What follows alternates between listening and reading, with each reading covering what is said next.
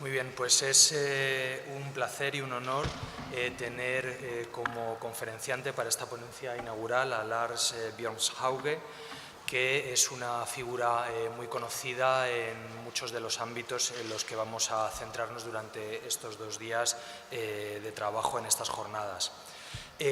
Como ya ha dicho la directora de la Biblioteca Complutense, quizá es más conocido por su labor al frente del Directory of Open Access Journals, pero su trayectoria viene de muy atrás, puesto que lleva ya muchos más de 20 años ocupándose de cuestiones relacionadas con las comunidades de bibliotecas y además fue durante más de 10 años, si no me equivoco, director de las bibliotecas de la Universidad de Lund en Suecia, y además tuvo posiciones de responsabilidad en instituciones como el Technical Knowledge Center and Library de Dinamarca, en Lyngby, y también fue el jefe de departamento de la Real Escuela Danesa de Biblioteconomía en Copenhague.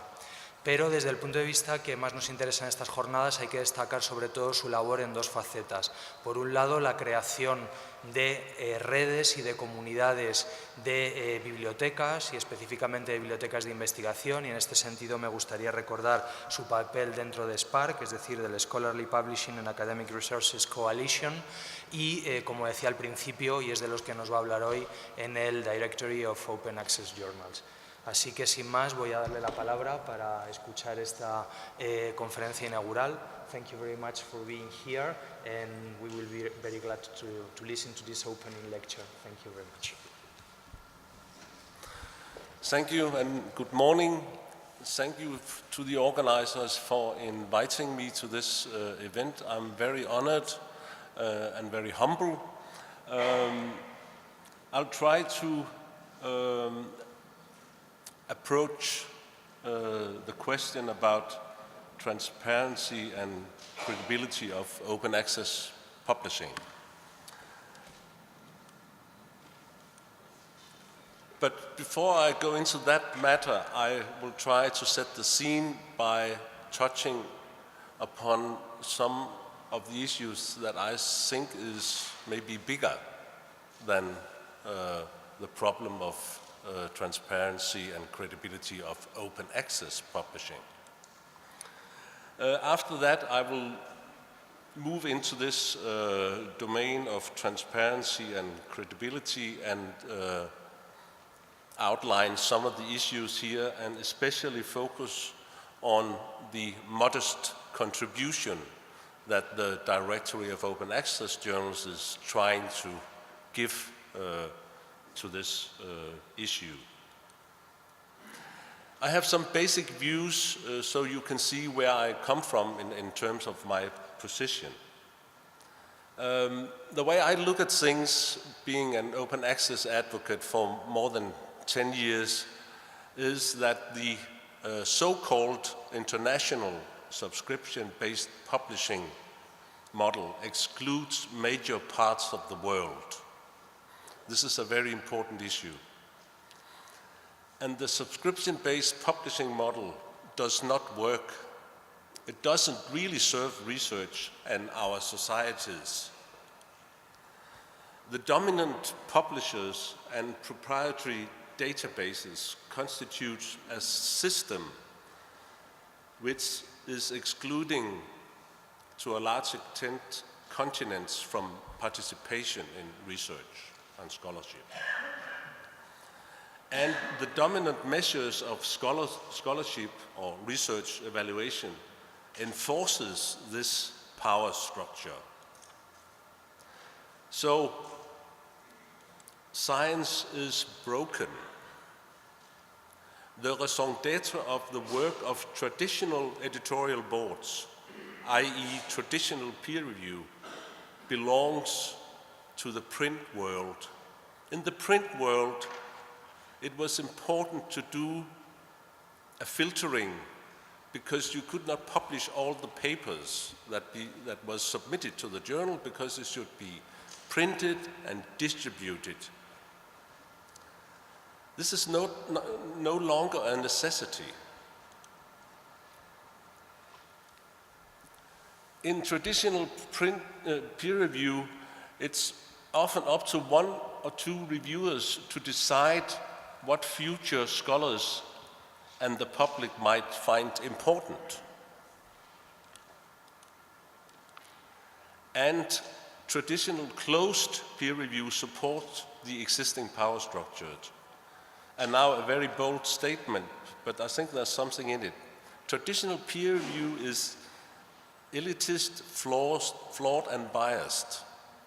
What I'm trying to say here is that we should try to improve the peer review system in a way that it can sort of solve some of the problems that we see in science and research.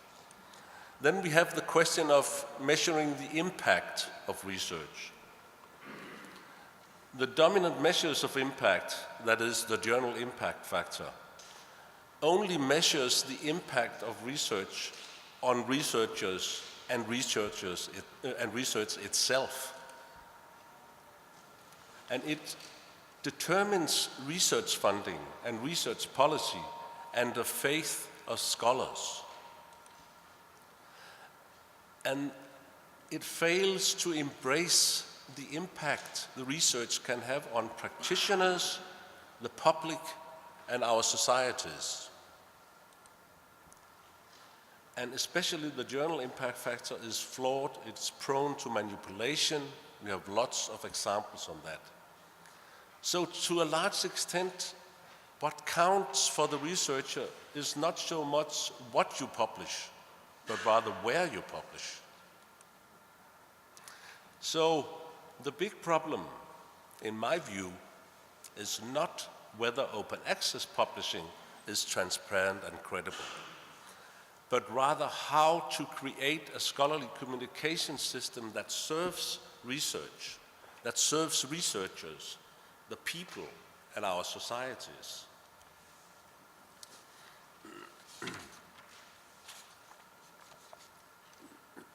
But the good thing is that the awareness about all these issues and problems in the existing system is growing, and a lot of promising developments are underway. I'm thinking about, for instance, article level metrics, funder mandates for open access, and so forth. So I would rather call for improving the transparency and credibility of publishing in general, not only open access publishing, but publishing. Now, when we are talking about the publishing system, we tend to blame the publishers, especially the large commercial international publishers.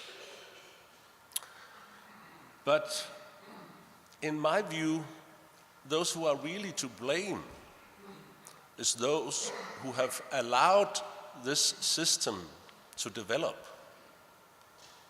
And that is the scholarly community, the research funders, universities, and so forth. They have basically outsourced the publishing of research results to corporate companies. And there's nothing wrong in outsourcing, but you should remember to determine what your requirements are. So, open access then. The promises of open access. Open access can remove access barriers, reduce participation barriers, and it can create a truly global, I repeat, global scholarly communication system. And it can reduce the total costs of scholarly communication. And it definitely can increase the impact of research on research itself, on societies and the people. So this is not to say that open access is problem-free. Too many open access journals does not live up to reasonable editorial standards, technical standards, and ethical standards. And some business models can exclude some researchers. Of course, I'm here referring to the business model based on article processing charges, which has its problems. But I think we are in the phase where business models for open access publishing is still under development. So hopefully these problems can be solved over time. Some of you will recall that in October 2013, there was a piece published in the Science magazine under the title "Who's Afraid of Peer Review?" written by John Bohannon. And it revealed that many open access journals has accepted flawed papers. This was, of course, not a very good thing. I can tell that the director of open access journals were hit as well. We removed 300 journals immediately. But those of you who did follow that discussion will remember that part of the discussion backfired on Science magazine because of the methods and how they approach this. So this is just to say and to realize that there are problems in open access publishing. There's problems with peer review and other major aspects of open access publishing. But again, it's not only open access publishing where we have those problems. Recently, a few months ago, it was revealed that Springer and IEEE had to withdraw more than 100 papers that were fake computer generated.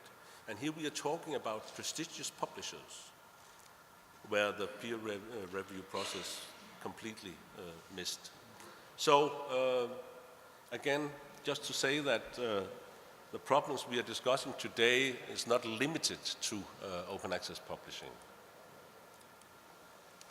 But nevertheless, open access journals should be much more transparent regarding the editorial process, the peer review process, and the rights issues, the reader rights, reuse rights, remixing rights, etc.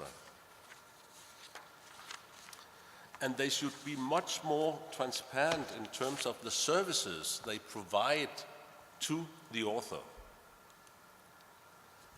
What kind of archiving arrangements do they have? Do they provide persistent identifiers, for instance? What about the discoverability? What kind of job does the publisher do in order for the research to be discovered, disseminated, indexed, and so forth? There's a lot to do here.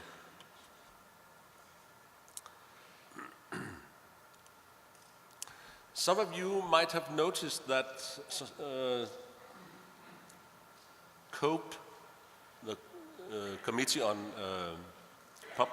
Publication Ethics, and OASPA, the Open Access Scholarly Publishers Association, and WAME, the World Association of Medical Editors, and the Directory of Open Access Journals recently published the principles of transparency and best practice in scholarly publishing. It was an attempt to go into the discussion about those transparency and quality issues. You can find the document on the link on this slide at the OASPA website. There are 16 principles here. I do not here go in detail because I'm coming back to a number of these when I'm talking more about the work the Director of Open Access Journals are doing.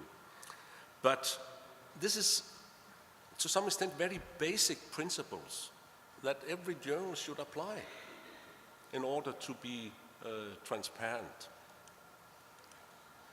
So, coming over to the Director of Open Access Journals, how many of you have not heard about the Director of Open Access Journals? Yeah, I have, of course. Yeah. So I guess the DOAJ is some rather well known, right? Okay. I'll give you some brief background and go more into details as to how we think we can contribute to the improvement of transparency and credibility of open access journals. Actually, yesterday, it was 11 years since we've launched this database when I were at Lund University. We started out with the 300 journals. 3 years later, we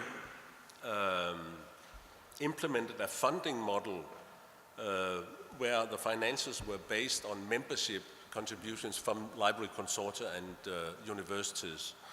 Before that, it has been smaller research, smaller funding grants that had supported the work. The DOAJ grew rapidly over time, but in 2010-11, we could see that open access journal publishing has developed very much over the years, and there were increasing expectations to this kind of service. And at Lund University, it was there were difficulties in getting the resources to actually develop the service according to the expectations from the community, from open access journal publishers, from libraries, from researchers, from funders, etc. So in 2012, after I left Lund University, the three of us, Alma Swan, some of you have heard of her, maybe. She works now for Spark Europe as well, has done a lot of work on modeling open access. And Caroline Sutton, founder of Co-Action Publishing and former president of OASPA. The three of us founded a not-for-profit company in the United Kingdom called Infrastructure Services for Open Access. And this company got a contract with Lund University where we got the rights to the Director of Open Access Journals. Our company is, as I said, not-for-profit, and we are devoted to serving research, open research. I can inform you that we recently has got another service on board which we have to develop, which is the Open Citation Corpus. We are trying to modestly create a competitor to one of the big databases. We'll see how that works. Anyway, we got that contract from Lund University, and Infrastructure Services for Open Access took over DOAJ January last year.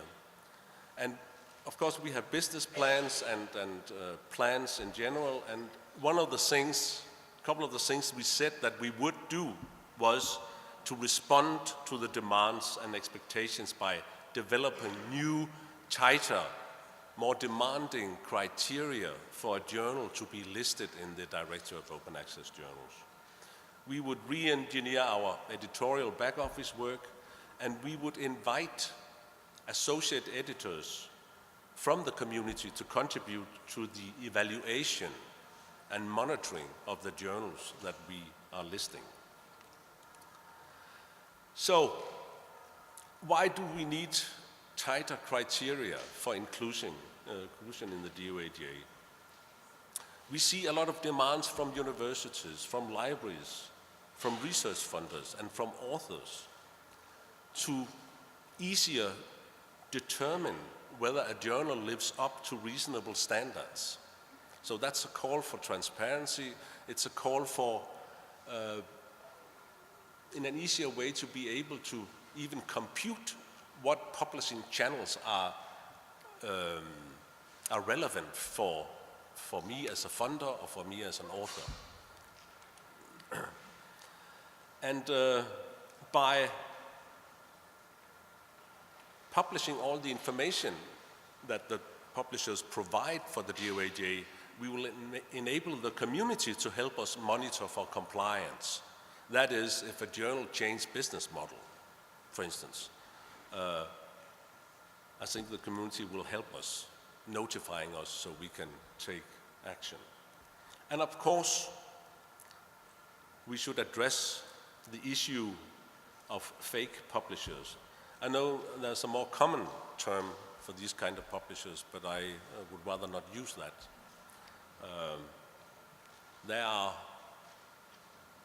There might be more well-known publishers that you could put that label on, that not necessarily are open access publishers.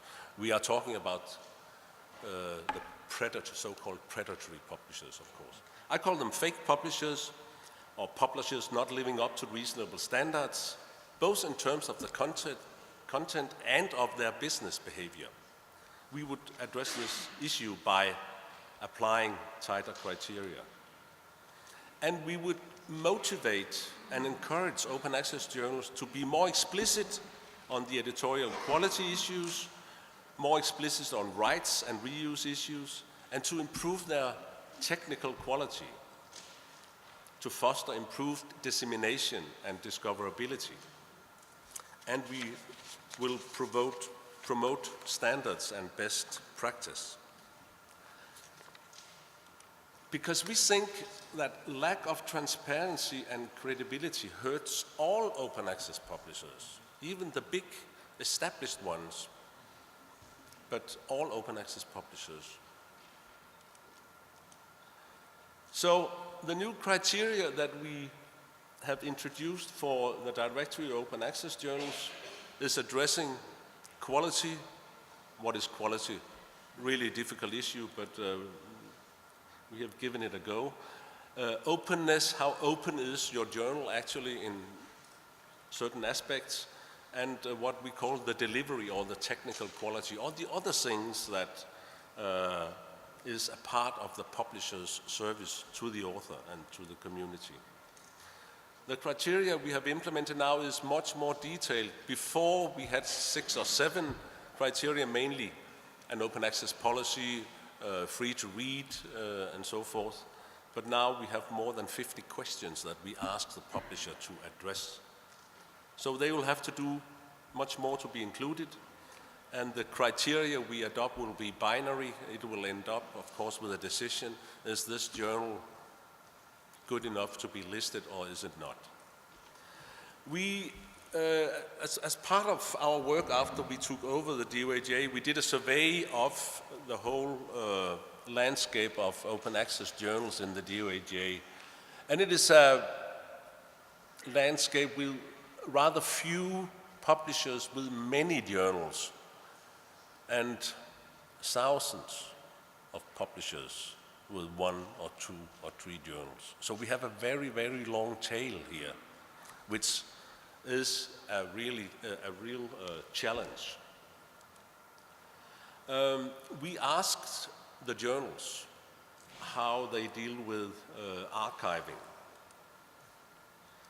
And response to this question here was rather sort of sad, I think. 14% of the journals said they have an archiving arrangement. 41% said they're not interested. Of course, this was not the big publishers. It was not the shallow publishers or Redderlick and all the others. But on this long tail, and we're still trying to make an arrangement which will make it easy for those small publishers to get an archiving arrangement. And you will see when I turn to the criteria how we are dealing with that.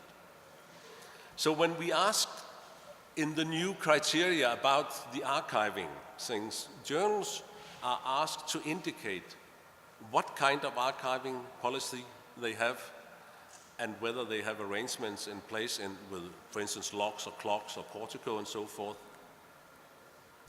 And we ask for specific information where we can find that information, because our editors, the DOAJ editors and associate editors, will check this, whether it's a fact or not. And then we added this question number 25 here, just as an example how we're trying to solve problems. Does the journal allow anyone to crawl the full text of the journal? If the journal answers yes, clocks or locks could go in and take all the content and do the archiving for them. So it's an attempt to make it easier for journals to have an archiving solution. Oh, you cannot hear me. You should shout then. We had another question when we went out for public comment on our draft criteria. It was about permanent identifiers, digital object identifiers. And it was only 35% of the journals who have implemented that. More than half did not.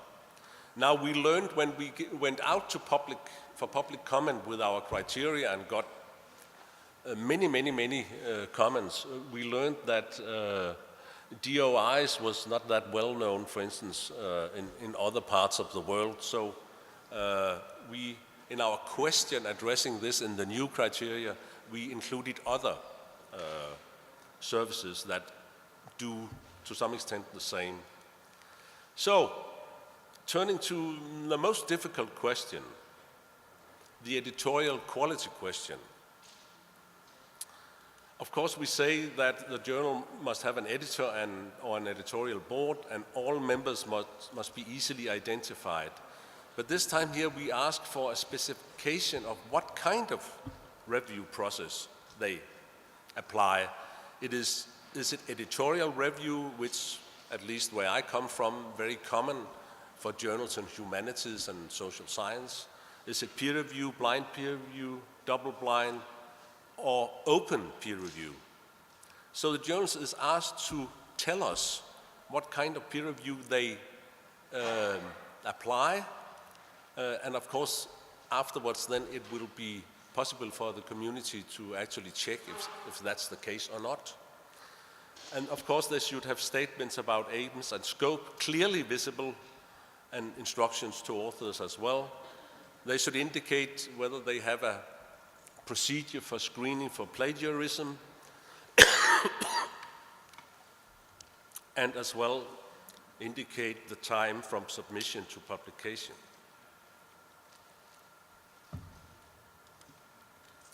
So when we ask for this information in the new criteria, and by the way, I should say that all journals in the DOAJ has to reapply. It's not only the new journals, it's all journals that should reapply to be listed in the DOAJ in the future. This is a process which will take 12 or 18 months before we are able to do that, but we are moving in that direction. But here we say that there should be an editor or an editorial board, and we should have at least 5 clearly identifiable members, including affiliation information and email addresses. One of the issues about the fake publishers, has been this fake editorial board members and stuff. But now we are asking for much more detail here. And again, the public can actually comment and notify us if there are problems here. And here in this question 35, they are asked what kind of peer review process and so forth. And we ask about plagiarism and time from submission to publication. And then, of course, we have the very tricky issue about openness. As open access journal publishing has developed, we have seen a variety of models of openness. So first of all, of course, there should be that the content should be available from day one from publication. No embargoes, no nothing. And they should indicate where this information can be found. And then we have the various licenses that can be applied. Here we have taken the Creative Commons licenses and listed them. But just as we discovered the issue about digital object identifiers not being a global thing, we learned that in certain countries, Creative Commons licenses cannot be applied, actually. So journals will get an opportunity here to check for another license, and then in question 46, tell us a little bit more about that license. So we are on various questions, trying to accommodate that things are different from country to country, which of course makes it more difficult, but nevertheless, we have the approach that we are global. Information about where the licensing terms can be found, and another way to twist that question 48, does the journal allow readers to read, and so forth. And finally, copyright and permissions statements. The journal will be asked to answer these questions here. And then we have the question about deposit policy. Some would argue that, okay, an open access journal allows deposit of a copy of their papers anywhere, but that's not always the case, actually. So therefore, we ask the journals to indicate whether they have registered the journal at one of these deposit policy directories. And that is as well because we increasingly see that research funders or librarians administering open access publishing fund require such information. They would have an easy way to see whether a journal complies with that part of the picture. And then, of course, we have questions about whether the journal charges for publishing, the article processing charges. I've taken figures from the current DOAJ, how this looks when you look at different subjects. And you see, of course, that in science, medicine, and technology, the APC model is more common than in humanities and social science. If you go in and look at this from sort of a perspective of countries, you'll get even more interesting figures. And as we move along and all journals have reapplied according to the new criteria, we will have really interesting figures here. And this is important as well because when we get all these data from the publishers, they will be computable. So you can go very deep into, in detail into the data. And we get a lot of requests of people who are doing research on open access, who want better quality data. So we hope to accommodate that as well via an API shortly. Yeah, and here are the questions related to article processing charges. We ask for the specific amount in the currency, ask whether they have submission charges, whether they have a waiver policy, and where information about that waiver policy can be found. At least that might help for some of the researchers who are hit by the article processing charges model. So what we are doing with a new criteria, we are trying to respect different publishing cultures and traditions, both in terms of subject and in terms of geography. And we are trying not primarily to exclude, but rather facilitate and assist the smaller journals to come into the bigger flow, the bigger picture, while at the same time promoting standards and transparency and best practice. And promoting best practice, we have tried to develop the DOAJ seal in accordance with our new criteria. So if a journal has an archiving arrangement, if they do permanent identifiers, if they give article level metadata to DOAJ, if they have CC BY embedded machine readable in article metadata, or CC BY or CC BY NC, and a deposit policy registered, they will get automatically the DOAJ seal as a sort of a sign of that this is a quality journal.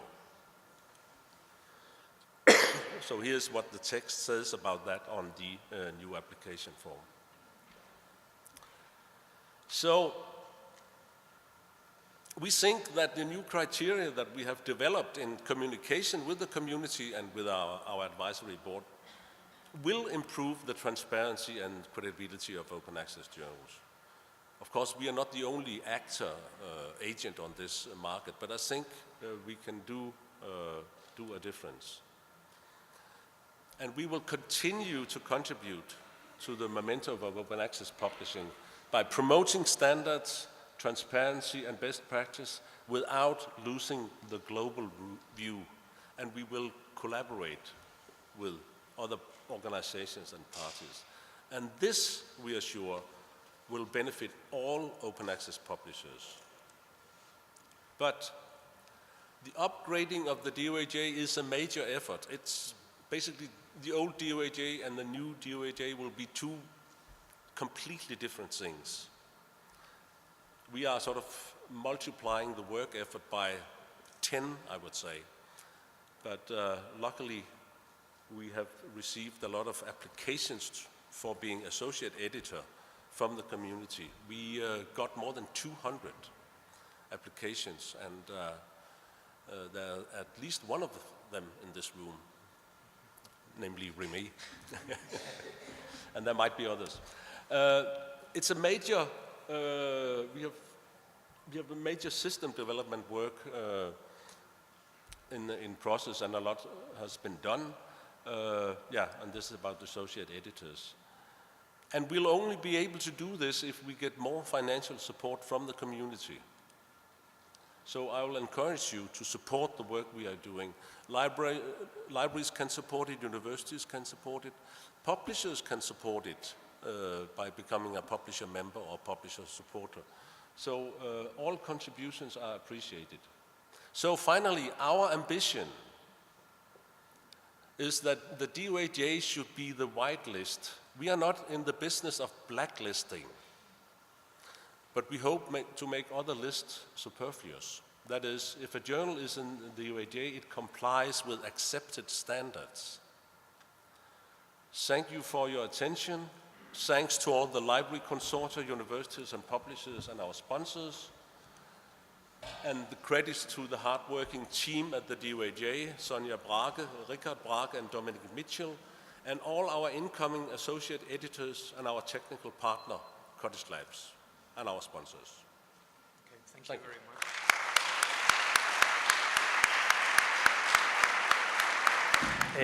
Vamos a abrir el turno de preguntas y de intervenciones, así que, por favor, quien esté interesado, si quieren hacer las preguntas directamente en inglés y si no, pues se las traduciremos.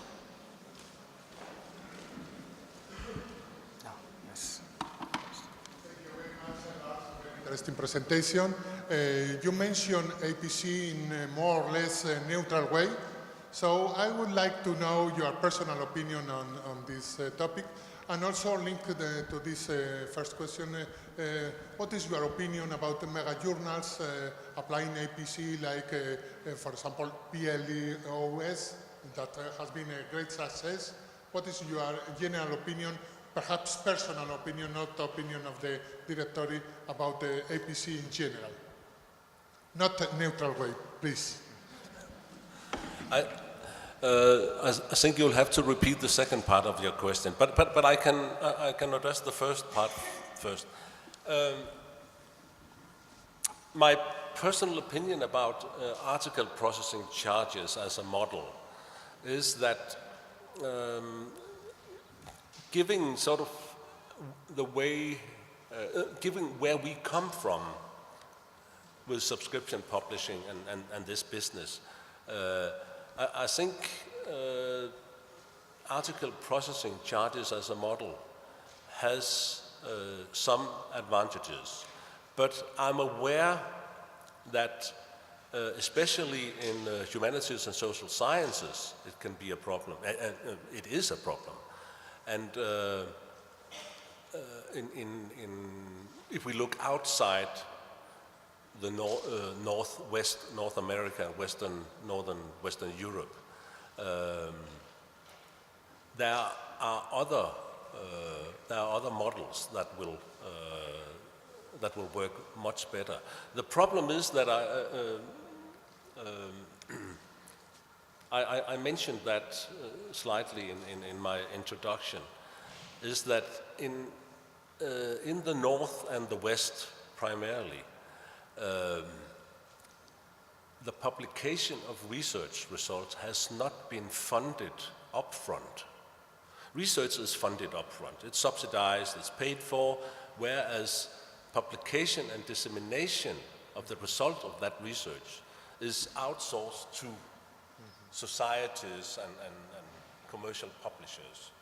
So research funders in the North and the West is not used to consider the costs of publishing as a part of the research.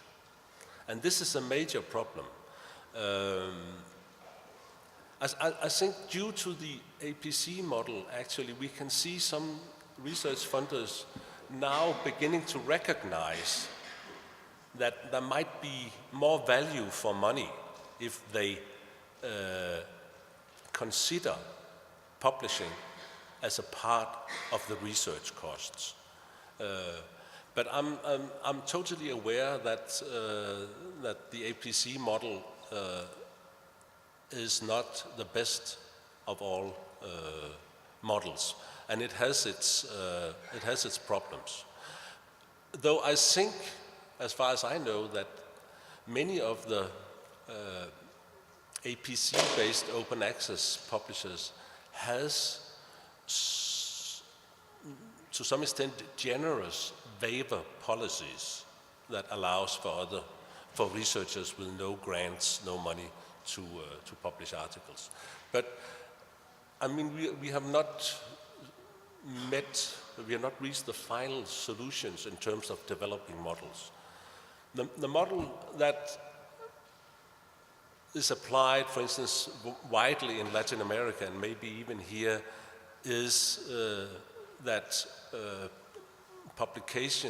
that journals are subsidized by research funders and universities. And of course that is a very healthy way of securing that research results can be published and disseminated. And in that sense, I think the North and the West has a lot to learn. So that was the first part of your question, right? So mega journals.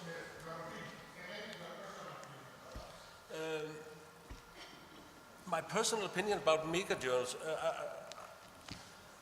the first mega journal was +1, and this is interesting, the +1 model, because it addresses some of the issues that I raised about the peer review process. They are implementing a peer review process where they check for the sort of scientific soundness, the methodologies. They are not checking whether this is groundbreaking or Nobel Prize level research. So they are more sort of accommodating in terms of they are more open in terms of publishing papers that might not be groundbreaking, but they are checking whether they are methodological sound. So that is, by the way, one very interesting approach to peer review, which I think should be adopted by many other publishers. The other aspects of mega journals is that looking at, for instance, the long tail of the DOAJ, I would call for that humanities and social science and maybe other subjects could collaborate much more and make bigger journals. Because if you have a bigger operation, you will be better equipped in terms of accommodating all the technical aspects of publishing. For instance, identifiers, archiving policy, dissemination, and all these things.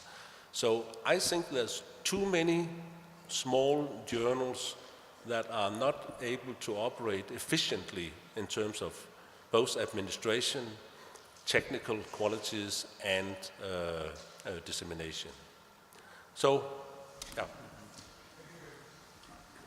¿Más preguntas? Sí, por favor.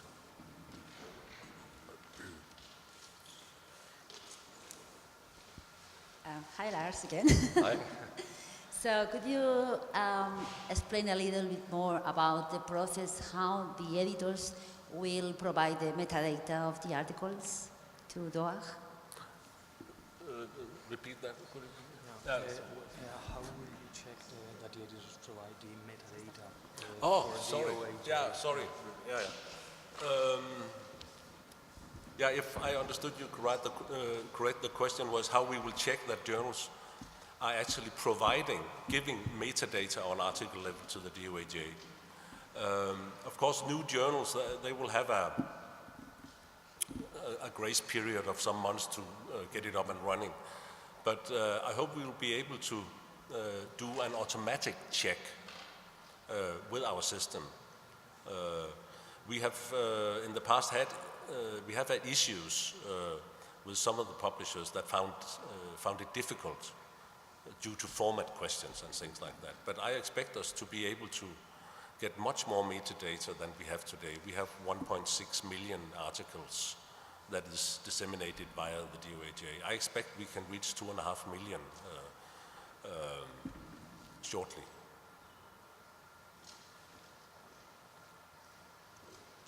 ¿Alguna pregunta más? ¿Comentario?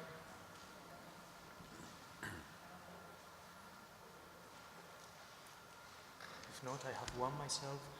Who can apply for being in DOAJ? It has to be the university, for instance, if it is a... Oh, sorry. Yeah, sorry. I'm going to make a question myself. I was wondering who can apply for DOAJ, if it is the university, for instance, if it is a journal published by the university, the editorial board, the director of the journal, any of those. So what's your policy about that? Yeah, actually a very relevant question, because in the past there was a submission form on the DOAJ side, and we got hundreds of submissions for journals to be included in the DOAJ from the public, from some very helpful people. So with the new application form where we have those 50 questions, it is only the publisher. Okay. And if the university is the publisher, yeah, of course the university. So it's only the publisher who is able to actually answer all those questions. So as we say on our site, if a researcher or another person from the public look for a specific journal in the DOAJ, we tell this person to contact the publisher, because it's only the publisher who can fill in all this information. And from the DOAJ point of view, we have to have this information sort of ready to process. We cannot have communication back and forth that many times at least. So, yeah. Okay, thank you. ¿Hay otra pregunta? Sí, por favor. Hi. Well, I'm an editorial assistant of a journal, and we are in open access, and when I try to explain to someone what open access is, many times I have to face this question that they say, you mean that it's free? And I have to explain that it's much more than the fact of being free, but it's kind of difficult for me to put it in one sentence to explain what open access is. And well, you gave me today many arguments to develop this, but I would like to know how would you put it in one sentence, what is to be in open access? Thank yeah. you. That's a good one.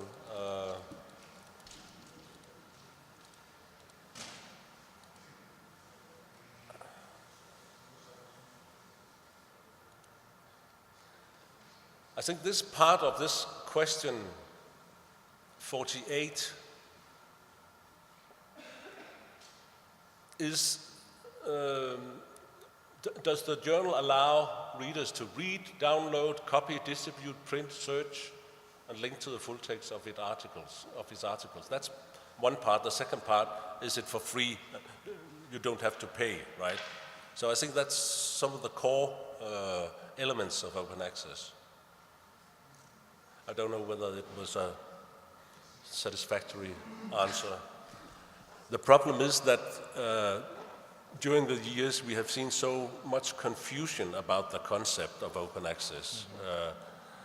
For instance, some aggregators has used the concept of delayed open access. Yeah, right. It's very important to stick to the fact that open access means that the things that are published is freely accessible from day one. There's no embargo on things, so that's one of the concepts. For many years, Elsevier has invented the term universal access, which covered a variety of ways that Elsevier provided access. Most of this was not open access, of course. So there's been a lot of confusion about open access, but free from day one is a very important issue, and no charges for the reader. Okay, thank you. ¿Alguna intervención más?